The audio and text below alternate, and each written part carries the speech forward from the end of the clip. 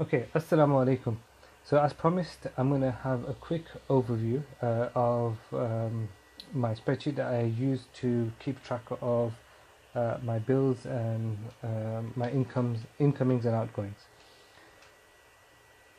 I'll start from the top left. One thing before I do start that is if you get a notification, a yellow band sometimes comes across here saying, would you like to enable macros?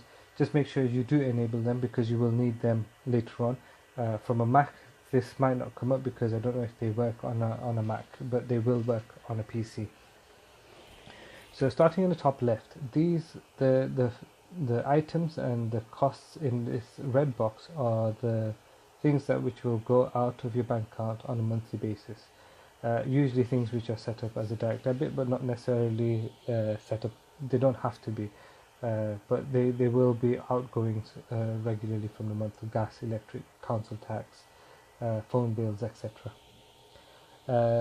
This box here in the light blue purple sort of color, that is what I have, or items which are usually one-off payments, and they come up certain times of the year. So adjust them according to what you have and what you pay for, basically. So it's customized to you. I do have I put prices in for the things that I need to pay, just so that I have an idea of what it's going to be like the following year, and I can see if there's going to be if there's been any changes in prices too. This is particularly useful when I'm looking at car insurances and things like that. So that's the bills sort of outgoings explained very briefly. So you just update that according to what you need. Once you've made the changes, make sure you copy this section. So highlight it, copy it, then move across to this side, so it's the P and Q columns, and paste it in. And what that will do is if you've made any changes to that, it'll update it on this side. And the difference between the two is this is a sort of what I refer to as the record. So this you won't be editing this unless it actually changes from the bill provider. This side where it says current will change depending on whether you've paid that current month's bill off already or not. So whether it's come out of your account or not. So now because we're in November, I've set this example to start in November, and then the following month are December, January, February, March, April and May. And so it gives you a projection of where it's going. In this example, the first column here is cash. So if you've got cash in the house, or you keep cash rather than keeping it in a bank, you can put that in. Alternatively, you can change this column to another bank account. Then you've got options for 2 more banks, another one for a joint account, for example, and then you can adjust according to where the bills come out from as well.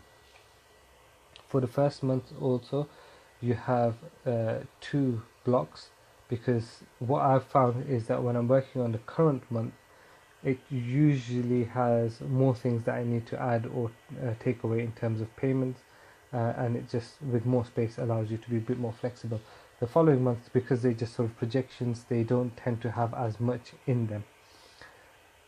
So that's why the totals for this will come across here at the bottom too. So if it sort of overflows and you're making adjustments here, it will automatically update it here. This grand total will be the totals of all of your accounts plus your cash. Don't know why that was in the formula. What's a T11? There's nothing there. Okay. And then the difference bit is basically just tells you how much you've sort of calculated will come out of the account before you made your last update, and what the difference is, whether it's plus or minus. And this will make sense when I'm just sort of theoretically working through this. So let's get started. So now this is where we're at. So you've got your November, your wages have come in. So now you don't have the wages here anymore because they've gone into your account. So your account, you check, it's got £2,500. the difference should be the same because the total hasn't changed. The only thing is that the wages, rather than still waiting for them to be coming in, they're in your bank account. But because this is your account, say John owes you £300, for example, that's going to be £300 cash he's going to pay you, so that you can put that into your cash payment, so that you know that's going to be coming up in there. Say you're going on a trip to London and you don't live in London, so you're going to have to pay for transport, say £50.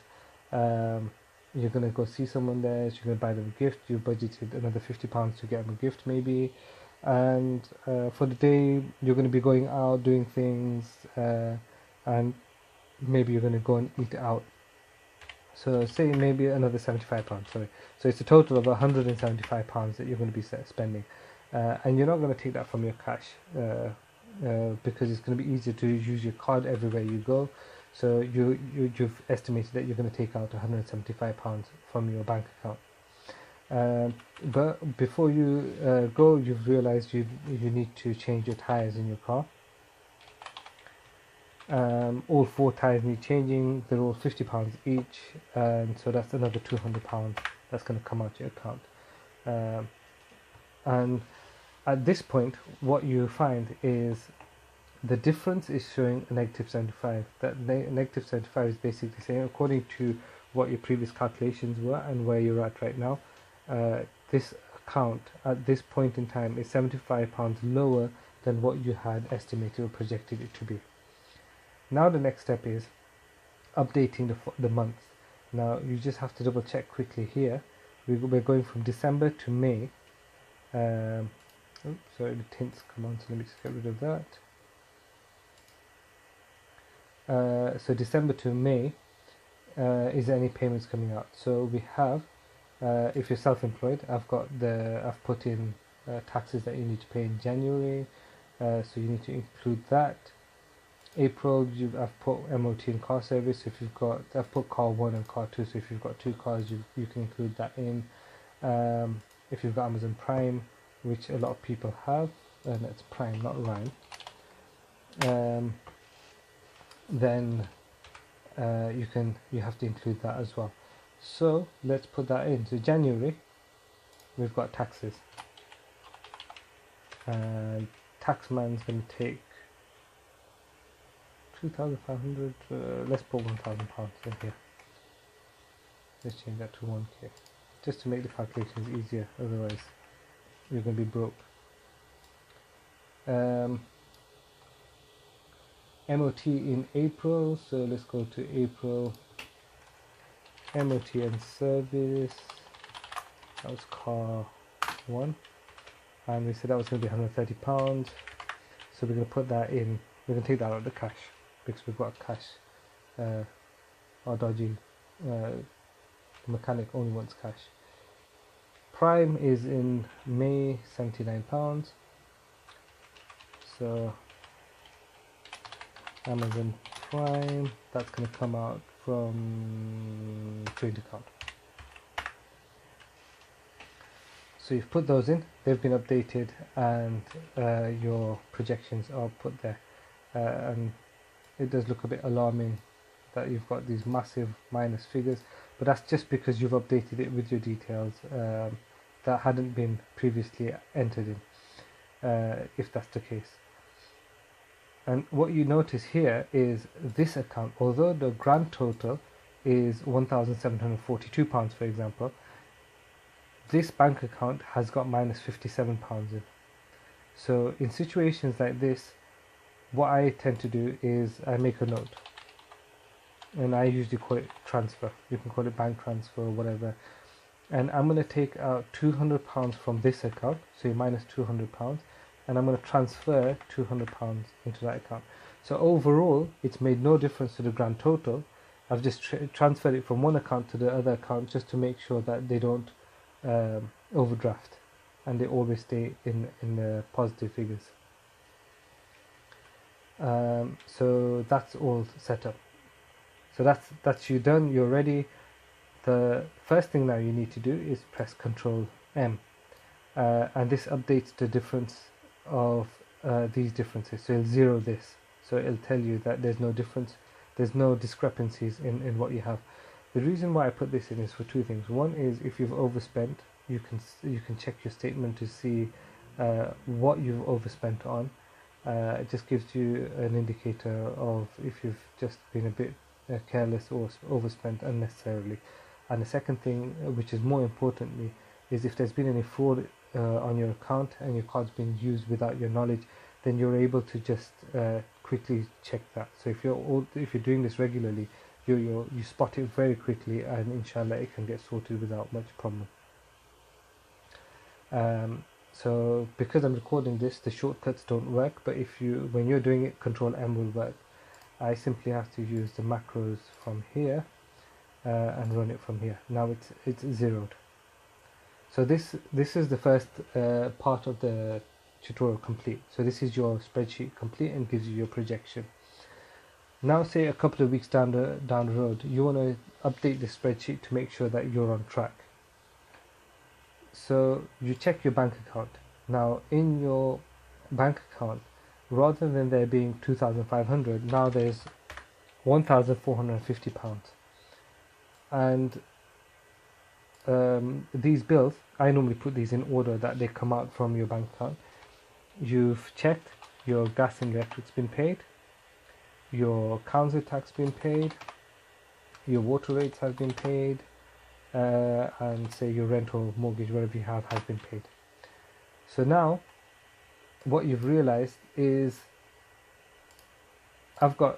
there's a difference of £70. So £70 you've overspent. So you could have spent it on food somewhere, clothes, you bought some clothes, or whatever it is you've had to buy, you've overspent by £70. This is why I have the buffer section in there, so that I've got that flexibility on how much I can use from my account. So just to balance it out, I'm going to take £70 out of that, so I still have £30 which I can spend left in the account, and it zeroes everything off nicely, and we're basically done from that. John has paid you back, so rather than John's payment being floating here, you've actually got it in your cash, so you can minus from there and update the cash in hand to £800. And you update all of these figures, by the way. So you update how much cash you've got, you update each of the bank amounts as well, so if there's outgoings or incoming from them, they can be updated onto that as well. So now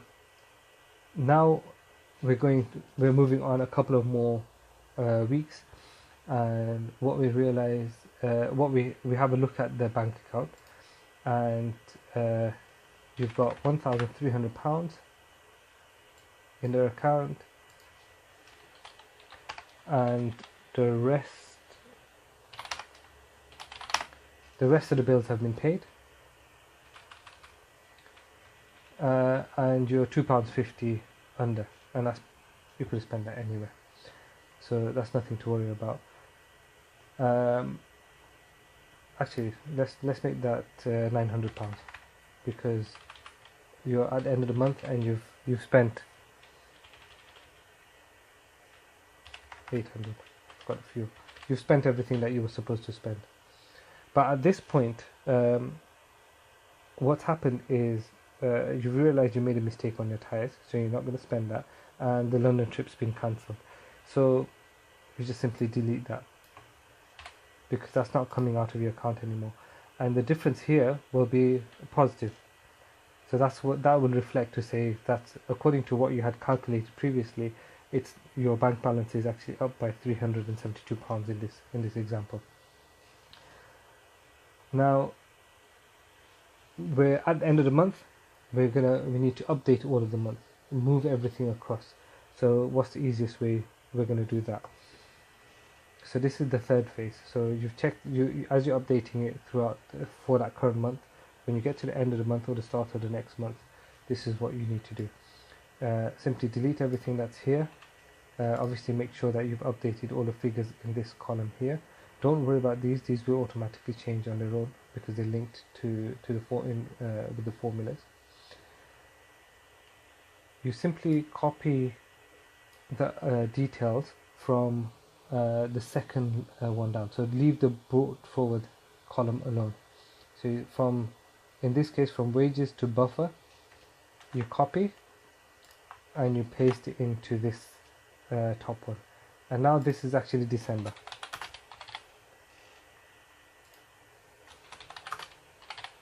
Okay, so now we've got December up here. This needs to be January. Now this is where the second macro comes in. This is Control Q. Now I forgot to mention this previously, but before you use the macro, always save it, because when you use a macro, you can't undo. It's just a function of Excel. So once you've used the macro, you can't undo. If you wanted to undo, you'd have to close it without saving it and then reopen it, and it'll open up the previous version.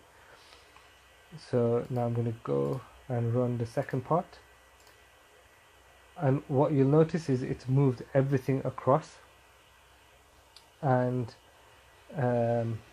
we have a new month here, so June 1st.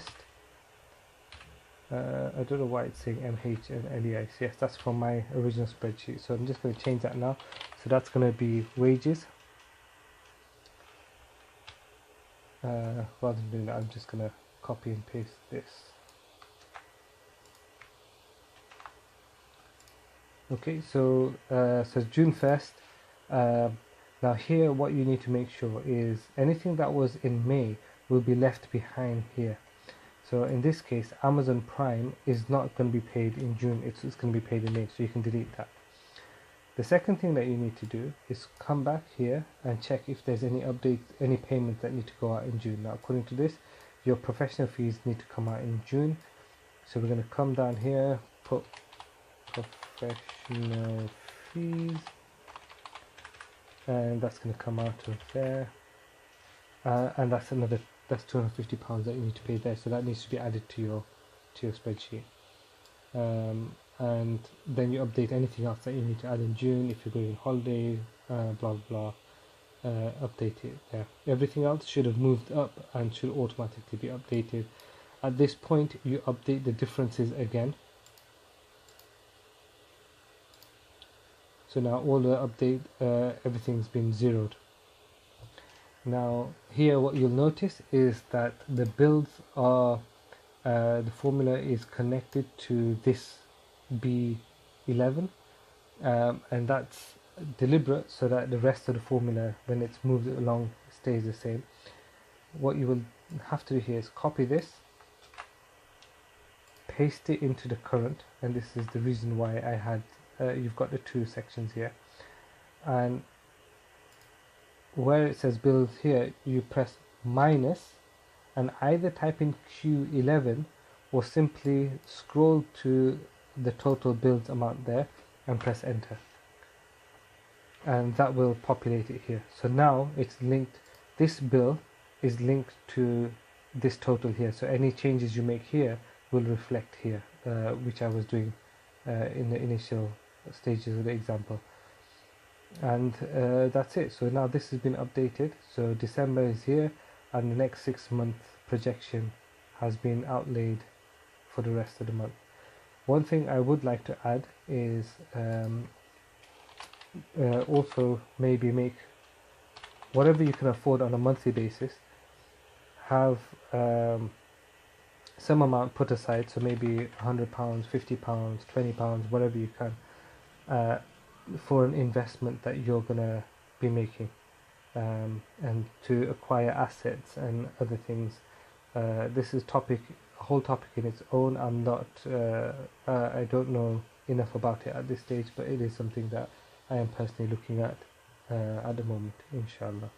I hope you found that useful and that this spreadsheet is useful to you. Please feel free to share it with whoever you think may need it as well. Okay, so if you've got any questions, just send me a message, and I will be more than happy to help you out with it. Okay, Jazakallah khair.